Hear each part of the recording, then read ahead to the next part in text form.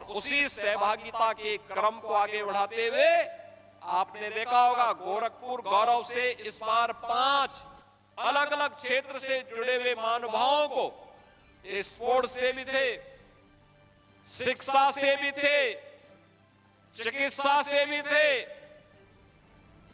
प्रगतिशील किसान से भी थे, समाज के अलग अलग तबके से जुड़े हुए ऐसे 5 महानुभावों को इस मंच पर बुला करके सम्मान करके गोरखपुर गौरव से विभूषित किया गया, जिन्होंने अलग अलग क्षेत्र में गोरखपुर को प्रदेश में, देश में, दुनिया में एक सम्मान दिलाने का काम किया है।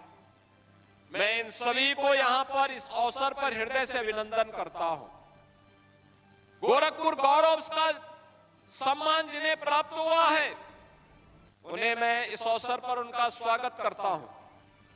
मैं इस अवसर पर उन सभी कलाकारों का, उन सभी महानुभावों का, जिन्होंने पिछले 3 दिवस के कार्यक्रम के साथ जुड़ करके भारत की आध्यात्मिक और सांस्कृतिक विरासत के प्रतीक बन रहे गोरखपुर महोत्सव को सफलता की एक नई ऊंचाई तक पहुंचाने के लिए अपना योगदान किया है।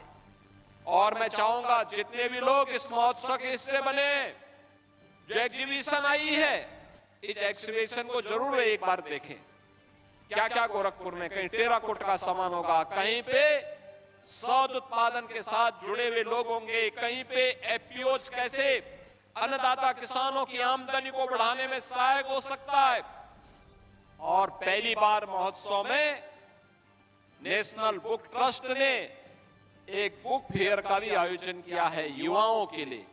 याद रखना, अच्छी पुस्तकें आपकी सच्ची मित्र होती हैं, और सच्ची मित्र हैं अच्छी पुस्तकों को खरीदना, गिफ्ट में अपने दोस्तों को देना, अपने मित्रों को देना। अपने किसी बच्चे के जन्मदिन पर जा रहे हैं तो अच्छी पुस्तक उसकी रुचि के अनुसार जो उसके विकास में योगदान दे सकती हो, उस कार्यक्रम के साथ उसको जुड़ेंगे तो इसके प्रकाशन में एक गति आएगी। पढ़ने लिखने की परंपरा कम हुई है, कालजयी कृतियां मिलना कठिन होता है,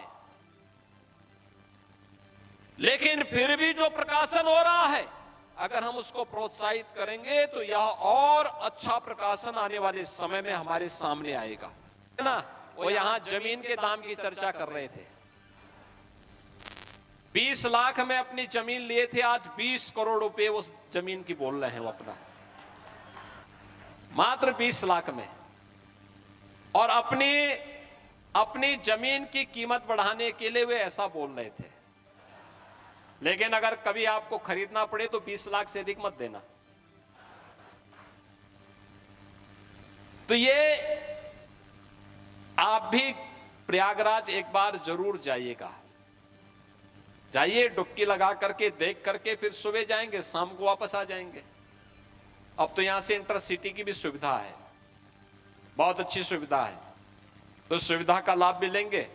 और परसों मकर संक्रांति है, खिचड़ी, बाबा गोरखनाथ के धाम में जाकर के बाबा को खिचड़ी भी चढ़ाइए, खिचड़ी का प्रसाद भी पाइए, और अपने आध्यात्मिक और सांस्कृतिक विरासत को नई ऊंचाइयों तक पहुंचाइए। लगातार ये कार्यक्रम आगे बढ़ते रहेंगे।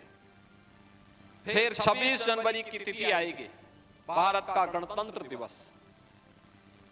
29 जनवरी 144 वर्ष का विशिष्ट मुहूर्त, जब भगवान सूर्य मकर राशि में होंगे, बृहस्पति वृष राशि में होगा, और उस विशिष्ट मुहूर्त पर प्रयागराज में मौनी अमावस्या का आयोजन होगा। 144 वर्ष के बाद करोड़ों श्रद्धालु प्रयागराज में जाकर के मां गंगा, यमुना और सरस्वती की त्रिवेणी में डुबकी लगा करके पुण्य के भागीदार बनेंगे। आप सबको इन सभी आयोजनों के प्रति मैं अपनी बधाई देता हूं। अभी